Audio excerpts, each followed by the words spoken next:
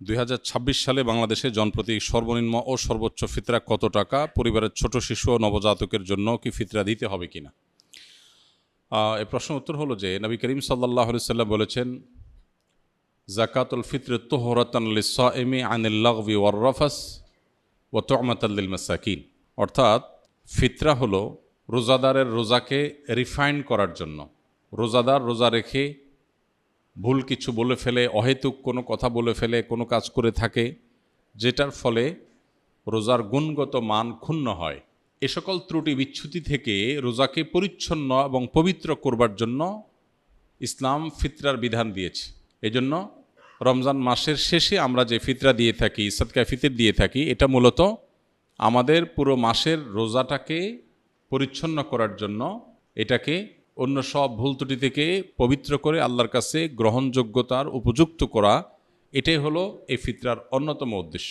ফিতরার আরেকটা উদ্দেশ্য নবী সাল্লাল্লাহু আলাইহি ওয়াসাল্লাম বলেছেন, সেটা হলো তু'মাতাল লিল মাসাকিন, মিসকিনদের খাদ্য দান কর্মসূচি। পৃথিবীর ইতিহাসে এটাই সম্ভবত সর্বপ্রথম ব্যাপক এবং সমাজের সর্বস্তরের মানুষের জন্য, দুস্থ মানুষের জন্য খাদ্যদান কর্মসূচি।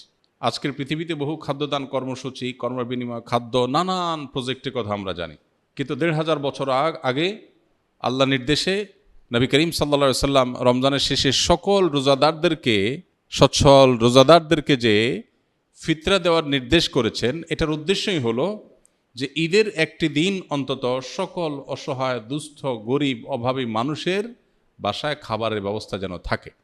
আজও পর্যন্ত পৃথিবীতে যত খাদ্যদান কর্মসূচি আছে, এর কোনোটিকে আল্লাহর দেওয়া ইসলামের এই ফিতরা ব্যবস্থাপনার সাথে কোনোভাবে তুলনা আপনি করতে পারবেন না। একযোগে গোটা বিশ্বের এত অভাবী মানুষের খাবার অন্য কোনো ইস্যুকে কেন্দ্র করে পৃথিবীর কেউ আজও পর্যন্ত দিতে পারেনি, যেটা রমজানকে ঘিরে ফিতরা কেন্দ্রিক খাদ্যদান কর্মসূচি মুসলমানরা গোটা বিশ্বব্যাপী করে থাকে। তো এই ফিতরা সম্পর্কে আমাদের অনেকেরই জানার থাকে, এবছর ফিতরা কত, এটার মূল কনসেপ্টটা আমাদের একটু জানা দরকার। ফিতরা কি প্রতি বছর চেঞ্জ হওয়ার জিনিস কিনা? আমরা প্রতি বছর তো ফিতরার দাম, মূল্য নির্ধারণ হয়ে থাকে। তো এটার উত্তর হলো যে ফিতরা যেহেতু খাদ্যদান কর্মসূচি, খাদ্যের পরিমাণ, পরিমাপ এটা শরিয়া ঠিক করে দিয়েছে।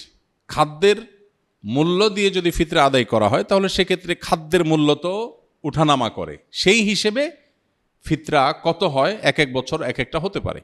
নবী করিম সাল্লাল্লাহু আলাইহি সাল্লামের হাদিসে গম, আটা, যব, খেজুর, কিশমিশ এই সমস্ত খাবার দিয়ে মূলত ফিতরা দেওয়ার নির্দেশনা নবী সাল্লাল্লাহু আলাইহি সাল্লাম দিয়েছেন। এখন এই খাবার কি পরিমাণ দিতে হবে, এখানে আগের যুগে যে খাবার মাপার যে বিভিন্ন পাত্র ছিল, ধামা জাতীয় বিভিন্ন সাইজের, সেই পাত্রের পরিমাপের মধ্যেও একই পাত্র এক এক এলাকায় এক এক রকম ছিল। এরপর ভিত্তি করে সামান্য এদিক সেদিক একটু কম বেশি এর পরিমাপ এর ব্যাপারে ওলামাদের মত পার্থক্য আছে।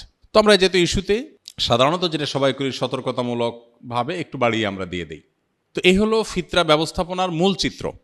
পরে এক সময় ফোকাহে কেরাম অনেকে গবেষণা করলেন যে নবী করিম সাল্লাল্লাহু আলাইহি সাল্লামের সময়কার পৃথিবীতে সাধারণত পণ্যের বিনিময়ে পণ্যের কেনাবেচা হতো, মুদ্রার বিনিময়ে পণ্যের কেনাবেচা খুবই কম হতো।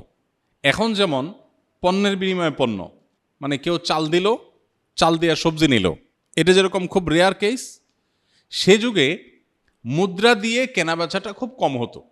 বিশেষ করে স্থানীয় বাজারগুলোতে মানুষ মুদ্রা দিয়ে পণ্য কেনাবেচা যেমন করত, আবার পণ্য দিয়ে পণ্য কেনাবেচা হতো। অর্থাৎ মুদ্রার ইম্পর্টেন্সি বা এটার ব্যবহার এখন যেরকম গোটা পৃথিবীতে ব্যাপকভাবে এটার উপরে গোটা পৃথিবী দাঁড়িয়ে আছে অনেকটা, তখন সেটা এভাবে ছিল না। এখন গরিবের জন্য খাদ্য দেওয়ার চাইতে নগদ টাকা দিলে তার সুবিধা অনুযায়ী খাদ্য কিনে নেবে, সেটা অধিকতর উত্তম কিনা, এটা হলো প্রশ্নের ব্যাপার। অনেক ওলামাদের মতে এটা যেহেতু গরিবের জন্য বেশি উপযোগী, তার সুবিধা মতো কিনতে পারে, এই জন্য ফিতরা মূলত খাদ্যদান ব্যবস্থাপনাই। তো টাকা দিয়ে দিলে তার মতো সুবিধা করে সে কিনতে পারল, এ হলো মূল বিষয়। এখানে একটা বিষয় বলে রাখি, আমাদের মতো দেশে হয় অবশ্য বহু মানুষ আছে অভাবী, যাদেরকে ফিতরা দেয়া যেতে পারে, এরকম অভাবী গরিব মানুষ আছে, কিন্তু পৃথিবীতে অনেক দেশ আছে যেখানে আসলে এরকম সারা দেশের মানুষের খাদ্য দেওয়ার মতো ওরকম উপযুক্ত মানুষও খুঁজে পাওয়া যায় না খুব বেশি। যেমন সৌদি আরবে আমি দেখেছি গরিব মানুষরা ফিতরার চাউল তারা খাবার দিয়েই দেন, সৌদি আরব ওলামা একরাম টাকা দিয়ে দেওয়া, এর প্রবক্তা নন, তারা খাদ্য দিয়েই দেন, সাধারণত চাল দিয়ে দেন। তো এখন একজনের পক্ষ থেকে তারা 2 কেজি 2.5 কেজি চাল দিয়ে দেন। ফ্যামিলি কয়েকজন হলে ওইভাবে তারা বস্তা করে বিক্রি করেন। দোকানগুলোতে সব রমজান উপলক্ষে ফিতরার চাল বিক্রি হয় বিভিন্ন প্যাকেজে, 5 কেজি 10 কেজির বস্তা। তো আমি দেখেছি যে সেখানে গরিবরা অনেকেই চালের স্তূপ হয়ে যায়, কারণ গরিব তো খুব কম, ফিতরা তো সবাই দিচ্ছে আর সবাই তো চালই দিচ্ছে।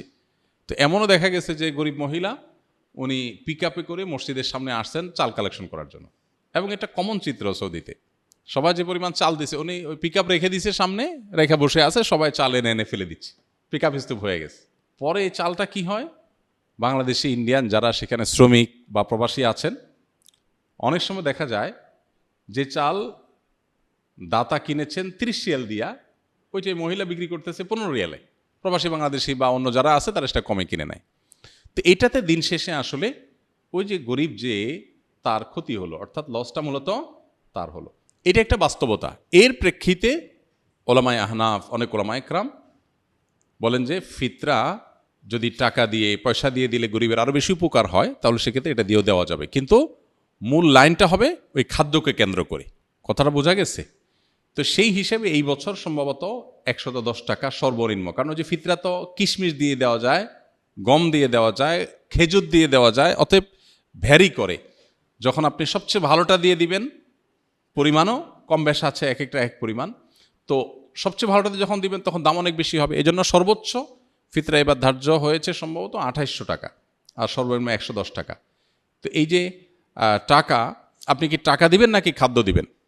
এটা যদি বলেন, আপনি যদি কোনো গরিবকে খাদ্য দিলে তার উপকার হবে আপনি জানেন, কোনো সন্দেহ নেই। আমার দেশে বহু গরিব আছে যাদের খাবার দিলে, আসলে চাল কিনে দিলে, ডাল বাজার করে দিলে তার উপকার হয়, তো আপনি খাদ্য দিয়ে দিবেন। আমি ব্যক্তিগতভাবে সাধারণত ঈদকে কেন্দ্র করে ফিতরার জন্য গরিব কোনো পরিবারকে সবার পক্ষ থেকে আমি চাল কিনে দিই, আর এক্সট্রা হিসেবে নিজে থেকে ঈদ উপলক্ষে আরও কিছু খাবার মুড়ি টুড়ি কিনে যাতে করে সুন্দর করে তারা খেতে পারে, এটা করি। এর শরীয়ত আমাকে শরীয়ত নির্দেশ দিয়েছে শুধুমাত্র আমাকে মৌলিক খাদ্য যে রেস্টটা দিতে, তার পাশাপাশি অন্য কিছু নফল হিসাবে আমি দেই, এটা আমার নিজস্ব চর্চা।